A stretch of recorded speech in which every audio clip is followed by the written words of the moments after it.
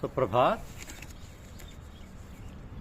राजी हैं हम उसी में जिसमें तेरी रजा रही। ये हमारी आज की आध्यात्मिक चर्चा का विषय। राजी हैं हम उसी में जिसमें तेरी रजा रही। जो कुछ होना है वो तो होगा ही,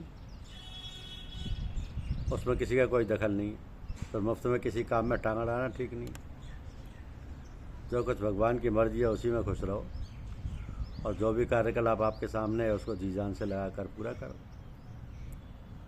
इसका सबसे सहज और सरल तरीका है कि हर काम भगवान का समझकर भगवान के लिए ही करें, तो फिर जो कुछ भी अंजाम होगा उसमें आपको खुशी या रंज होने की ज़रूरत नहीं, क्योंकि वह तो है सो जो है सो भगवान की दया कृपा से या होगा, और उसी में हमें संतुष्ट रहना है। यही सबसे अच्छा तरीका है।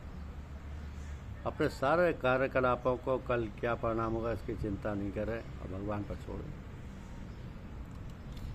इस प्रकार कार्य करने से आपका ना तो आपको कोई खुशी होगी और ना कोई कष्ट होगा, क्योंकि जो कुछ कार्य आप कर रहे हैं वो तो भगवान का है।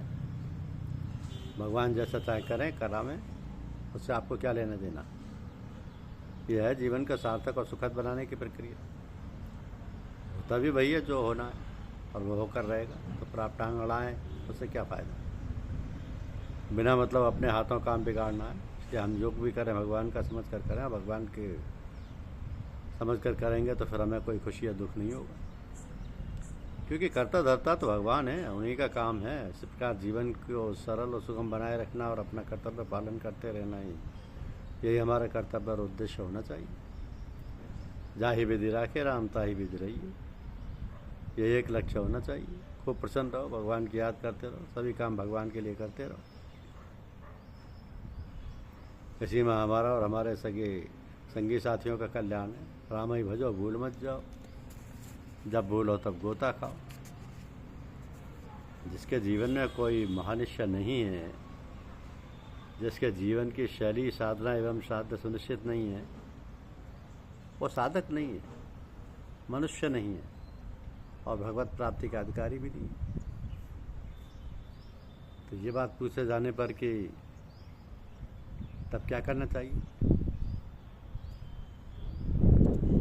तो महात्मा जी कहते हैं कि कब करने के लिए पूछ रहे हो, आज के लिए, कल के लिए, दूसरे जन्म के लिए। यदि तुम्हें इस बात का पता नहीं कि तुम इस समय क्या कर रहे हो, तब आगे के लिए कर्तव्य का ज्ञान तुम्हारे जीवन में उतर भी सकेगा, इसका क्या परिणाम तुम्हारे। देखो इस समय तुम क्या कर रहे हो। जिस समय तुम्हारी दृष्टि इतनी पैनी हो जाएगी कि अपने वर्तमान मूल्य को, कर्म को और वृत्तियों को देख सको, उसी समय तुम स्थूल शरीर और संसार के उलझनों से ऊपर उठ सकोगे, और सारा का सारा पसारा तुम्हारे एक संकल्प के रूप में मालूम पड़ेगा। तो तुम इस समय जैसे स्थूल शरीर की प्रवृत्तियों में उलझ रहे हो, वैसे अपने आत्मिक जीवन के पहलुओं में उलझ जाओ। शरीर के कर्तव्य का नहीं, मन के कर्तव्य की जांच करो। एक बार प्रेम भूमि श्री वृंदावन में यमुना जी के पवित्र तट पर कुछ साधु बैठे हुए थे। उनकी धुनी जल रही थी और वे अंडारे भंडारे की चर्चा में मगन हो रहे थे। उसी समय एक अछूत वहाँ आया और साधुओं के सामने वाले घाट पर ही स्नान करने लगा। साधुओं से ये बात सहन नहीं हुई। एक ने उठकर जलती हुई लकड़ी से उस पर प्रहार किया और बड़ा भला कहने लगा। अछूत कुछ बोला नहीं। यद्यपि वह एक बार स्नान कर चुका था, फिर भी वह वहाँ से थोड़ी दूर हटकर दोबारा स्नान करने लगा। उसका एकांत देखकर साधुओं के मुखिया को कुछ आश्चर्य हुआ। उन्होंने जाकर पूछा, क्यों भाई तुम दोबारा स्नान क्यों कर रहे हो। उसने कहा, महाराज मुझे शरीर से तो अछूत आप मानते ही, आप लोगों के घाट पर स्नान करके मैंने अपराध भी किया, परंतु मैं अपने मन को अछूतेपन से अलग रखता हूँ। जिस साधु ने मुझे मारा वह क्रोधावेश में था, इसलिए उसका मन अछूत हो गया था। उसके अछूत मन का असर मेरे मन पर ना पड़ जाए, इसलिए मैंने दोबारा स्नान किया है।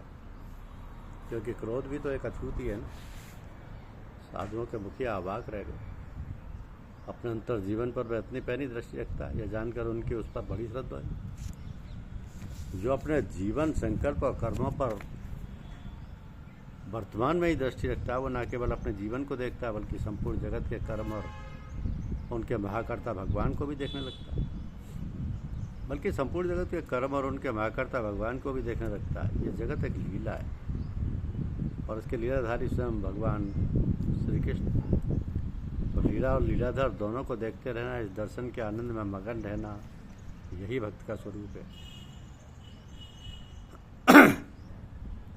ज्ञानी का भी यही स्वरूप है, उसकी साक्षरता यहीं जाकर पूर्ण होती है। ज्ञानी और भक्त दोनों ही कर्तव्य तथा भोग तत्व से अलग हैं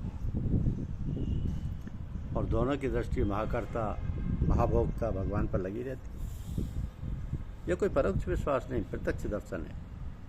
तब क्या करना चाहिए? ये प्रश्न कहाँ बनता है? जो करना चाहिए भगवान कर रहे हैं। शरीर को, संसार को, व्यष्टि और समिष्टि मन को जो कुछ वो कराते हैं करने दो। तुम शांत रूप से उनकी लीला की तरंगों को शुद्ध चिन्मय रूप में देखा करो। वो तुम्हारे लिए सब कुछ तो कर रहे हैं। वे अपने प्रेमियों के लिए मोटी मोटी, ऊंची नीची सब प्रकार की लीलाएं करते ही रहते हैं। तुम स्वर्ग के देवता हो, तुम भगवान के पार्षद, उनके निजन हो। तुम अपने को स्थूल शरीर मत समझो, अपने दिव्य रूप में स्थित होकर आकाश में स्थित दिव्य देवताओं के समान लीला और लीलाधारी को देखते रहो। तुम किसी के बंधन में नहीं हो, किसी के अधिकार में नहीं हो, नित्य शुद्ध बुद्ध मुक्त स्वरूप हो। जगत का कर्ण क्रंदन या चीख या आर्तनाद तुम्हारा स्पर्श तक नहीं कर सकता। सचमुच तुम्हारा ऐसा ही स्वरूप है, तुम ऐसे ही हो। विवेक नष्ट होकर मनुष्य का जो पतन होता है, उसमें सबसे प्रधान कारण है कुसंग। कुसंग केवल किसी पतित मनुष्य के संग को ही नहीं कहते। प्रत्येक इंद्रिय का प्रत्येक विषय ही कुसंग बन सकता है।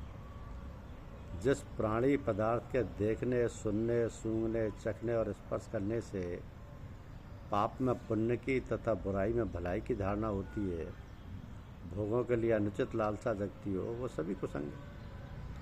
साहित्य, दृश्य, मनुष्य, भोजन पान, वस्त्राभूषण, स्थान, वार्तालाप सभी कुसंग बन सकते हैं। अतएव कुसंग से सदा बचते रहो, सत्संग का सदा सेवन करो। सत्संग किसी प्राणी, स्थान या वस्तु का नाम नहीं है। सतत है भगवान, सत है सदाचार, सत है सद्विचार। जिस संग से श्री भगवान में प्रीति बढ़ती हो, सदाचार और सद्विचारों का उदय और संवर्धन सहज ही होता हो, वही सत्संग है। तो सत्संग को अमूल्य धन समझो। सत्संग के साथ किसी भी धन, सौभाग्य या पाप की तुलना नहीं हो सकती। सत्संग मनुष्य को समस्त पाप ताप से सर्वथा छुड़ाकर दिव्य पुण्य में तथा सुख में बना देता है। सत्संग अतुलनीय धन है। धन्यवाद।